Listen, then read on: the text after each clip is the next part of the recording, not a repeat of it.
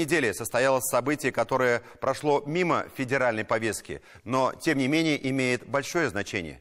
В Казани состоялся хоккейный турнир стран исламского сотрудничества.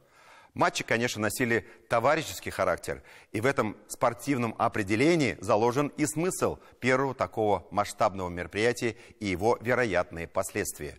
В условиях, когда наши команды и спортсмены подверглись политическим санкциям, давлению, даже остракизму, изгнанию из мировой спортивной жизни. Напомню, что российских спортсменов на международных соревнованиях лишили флага и гимна нашей страны еще в 2020 году под предлогом допингового скандала. И так и не вернули, вплоть до Олимпиады. Первые шаги по созданию Ассоциации развития хоккея исламских стран дает в том числе и возможность выхода на мировые спортивные площадки.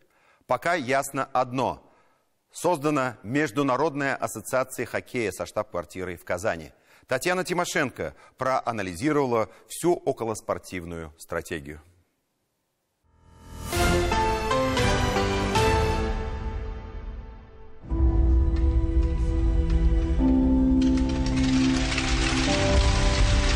Перед стартовым и торжественным выбрасыванием шайбы прозвучала сура из Корана. Такой старт на ледовой площадке в Казани на международных соревнованиях впервые. Мы, мусульмане, стараемся ради нашей религии и нашей Родины.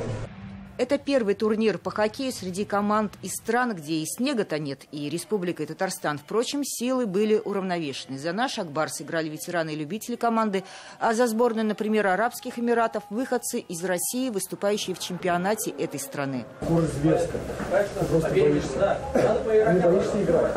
Огромные скорости и запрет на силовые приемы. Особенность игры – поединки, как лед, разбивали все шаблоны. В исламских странах в хоккей играют не только настоящие мужчины, но и женщины.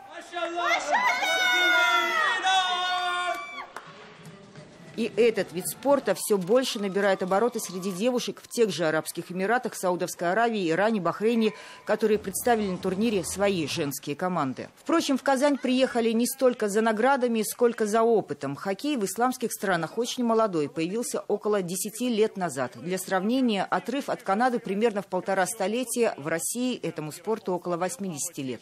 Если не перегнать, то догнать хотят технологиями и методиками подготовки игроков спортивной медицины. Одна из целей – вырастить своих спортсменов.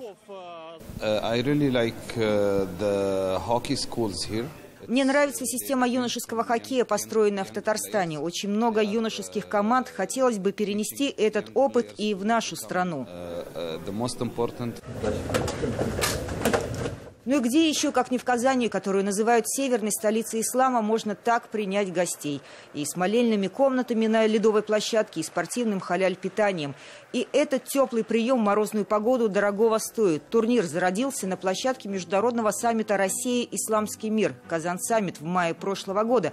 Тогда идею называли и экзотической, и фантастической. Но в условиях, когда спорт становится инструментом политики, вспоминают и о дипломатии пинг-понга, когда обмен игроками между США и Китаем в настольный теннис привел к сближению США и Китая. С теми командами, которые не находятся под этим гнетом международного давления, которые по большому счету выбирают, с кем быть, с кем вы деятель культуры, с Россией или с другой стороной конфликта. Их можно привлечь на свою сторону. Ради этого необходимы любые контакты. Вот этот контакт, даже вот на таком уровне, он приводит к множеству личностных контактов. И это все просто надо развивать. Восток – дело тонкое, и главные события проходили не столько громко, как на льду, и совсем не зрелищно. Деловая программа едва ли не главная. Состоялось первое заседание рабочей группы и создание Ассоциации развития хоккея исламских стран.